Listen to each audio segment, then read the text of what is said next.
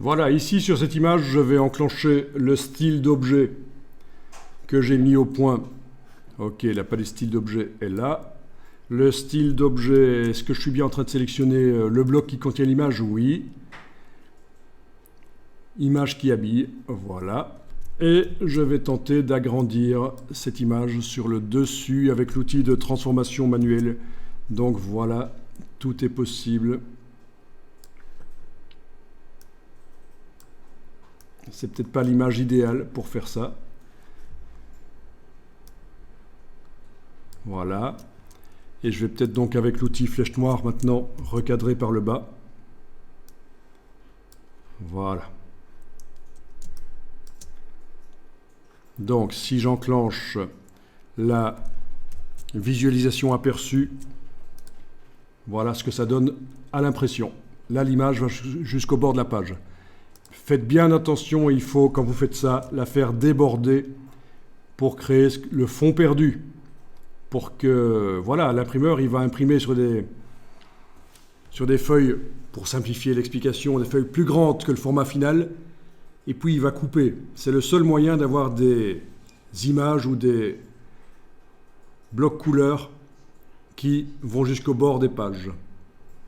C'est de faire déborder. Il imprime un peu plus que ce qu'il faut, 3 mm en fait. Même si vous avez fait déborder de plus de 3 mm, ça va être que 3 mm qui va être imprimé en trop. Et puis il va rogner au bon format, là où il y a la ligne noire, le bord de la page. Enfin, c'est le principe du fond perdu, quoi. Vous connaissez le fond perdu, on en a déjà parlé. Faites en sorte qu'une image aille jusqu'au bord de la page comme ça. C'est bien. Jusqu'au bord et au-delà, vous voyez, le format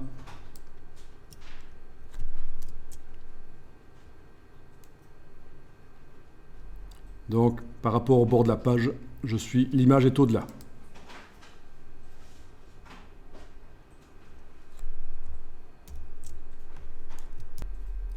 Donc le fond perdu, qu'on appelle en anglais le bleed, c'est le principe qui est montré ici quand je fais une recherche Bing. J'ai plein d'exemples qui tentent de vous expliquer ce qu'est le fond perdu. Et si vous imprimez chez des imprimeurs en ligne, si vous faites imprimer chez un imprimeur où vous devez envoyer vos fichiers par Internet et puis vous recevez les impressions par la poste, ils vous expliquent bien ça dans leur tuto, le fond perdu. Voilà, sur le coin de l'impression, en fait, le format de page est imprimé sur une feuille plus grande que nécessaire et vous avez les traits de coupe. C'est grâce à ça que l'encre ira jusqu'au bord de la page. C'est grâce aux traits de coupe. Donc on imprime 3 mm de trop de l'encre sur le papier et puis on coupe. Il y a plein d'endroits où on vous explique ça. C'est très connu en impression, le fond perdu. C'est une des bases. Voilà, un autre document que j'ai trouvé ici. Voilà. Justement, ça parle spécifiquement de ça. Où on vous montre que pour avoir une photo ou une page de magazine ou d'impression, voilà, qui va jusqu'au bord de la feuille, le seul moyen, c'est d'imprimer sur une feuille plus grande, en faisant un peu déborder. Et puis on recoupe. Là où ils ont mis les traits en pointillés, c'est les traits, c'est la coupe. Il n'y a pas de machine, sauf certaines photocopieuses couleurs particulières, mais c'est plutôt rare. Il y a peu de machines qui impriment jusqu'au bord de la feuille. Le principe, c'est qu'on imprime sur des feuilles plus grandes et on rogne, on coupe. On va faire l'exportation de cette page-là. Comme ça, vous allez voir. Parce qu'à l'imprimeur, on donne un PDF. Alors, cette page-là, c'est laquelle? Parce qu'il n'y a pas les numéros. On n'a pas mis le numéro dans les gabarits. C'est la 4. Ok, on va faire une exportation la 4, comme ça vous allez comprendre. Vous êtes bien sur la 4, vous avez bien mis la feuille, l'image qui déborde au-delà des limites de la page, vous l'avez bien mise sur la page 4. Ok, on y va. Fichier, exporter.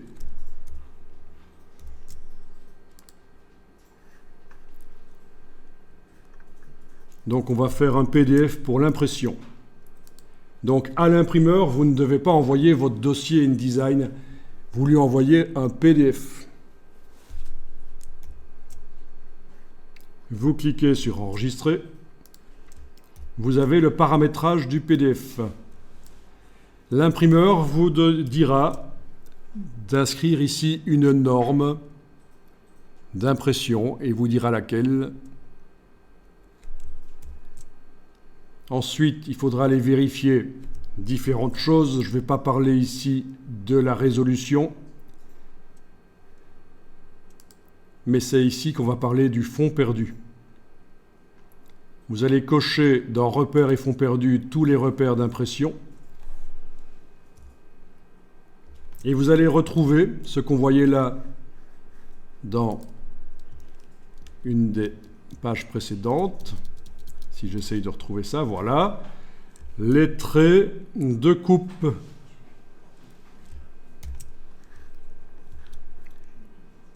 Donc, il va falloir absolument ici indiquer une valeur de fond perdu de 3 mm. Vous ne cochez surtout pas ça, parce que nous n'avons pas réglé le fond perdu dans le document. Donc si vous cochez ça, vous aurez 0, vous n'aurez pas de fond perdu, ça ne va pas déborder dans le PDF. Donc pas coché. On le fait au moment de l'exportation du PDF ici, parce qu'on n'a pas déterminé ça dans le document avant. Bien, ici en principe, à sortie, vous devez indiquer convertir vers la destination. Si c'est pour imprimer sur une imprimante jet d'encre, la destination, ça va être soit le profil colorimétrique de l'imprimante, soit un profil standard. Alors on a quelque part ici le sRGB, certainement, qui doit être quelque part, mais je ne le vois pas là tout de suite. Le sRGB serait un bon choix. Ok, il n'y est pas. C'est pas grave. On va faire une exportation vers le profil de presse que l'imprimeur vous indiquera en fonction du papier sur lequel vous avez choisi d'imprimer. Voilà, du papier graineux ou du papier lisse, ben ça va influencer le rendu des encres et donc il faut absolument ici faire la conversion des images RVB du document vers le CMJN que l'imprimeur vous indique. Si vous dites que vous avez choisi du papier graineux qui correspond à la norme FOGRA 27, ben vous choisissez FOGRA 27 ici. Et ça va créer les quantités d'encre nécessaires. Les images vont être converties de RVB vers CMJN dans le PDF. Si c'est du papier lisse, il va peut-être vous dire que c'est FOGRA 39. Il va peut-être aussi vous donner un autre profil, ISO, coated par exemple, ISO uncoated, etc. Tiens, ça c'est pour du papier jaunâtre. Oui, forcément, si le papier est jaunâtre, la quantité d'encre va devoir compenser le fait que le papier est jaunâtre, avec plus de bleu, plus de cyan en fait, plus de magenta, pour que vos photos ne soient pas jaunâtres. Vous comprenez un peu l'idée? Bon, donc, allez, on va faire FOGRA 39, c'est un standard quand même, voilà, et on va exporter. Alors attention, dans Général, ici, ce serait bien pour que ce soit automatique de demander d'afficher le PDF après exportation. Alors là, je vous ai fait la version hyper courte. Et alors attention, on avait dit qu'on allait ici dans Général exporter seulement la 4, parce qu'on veut juste voir la 4 exportée dans ce cas-ci. Étendue 4. Afficher le PDF après exportation. On clique sur exporter. Oui, il dit qu'il y a du texte en excès sur la page 4, c'est pas grave, puisqu'on ne va pas vraiment imprimer. Et alors, ça va peut-être bien s'ouvrir dans Acrobat. Si votre ordinateur est réglé pour que les PDF s'ouvrent dans Acrobat quand on double-clique sur eux, ça va peut-être bien s'ouvrir dans Acrobat. Mais peut-être que ça s'ouvre dans Aperçu aussi. Le logiciel Aperçu du Mac. Ok.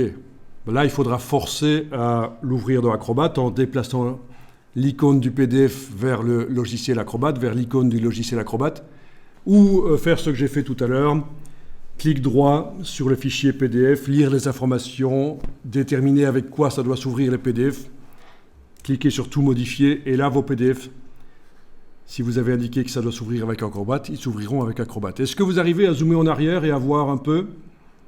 Donc là, on a les traits de coupe. Ça va être coupé, toute la ligne là, ça va être coupé.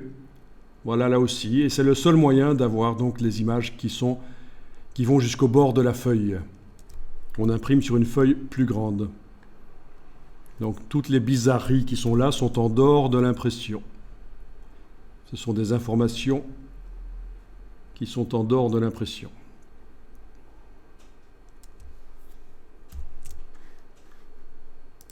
Voilà.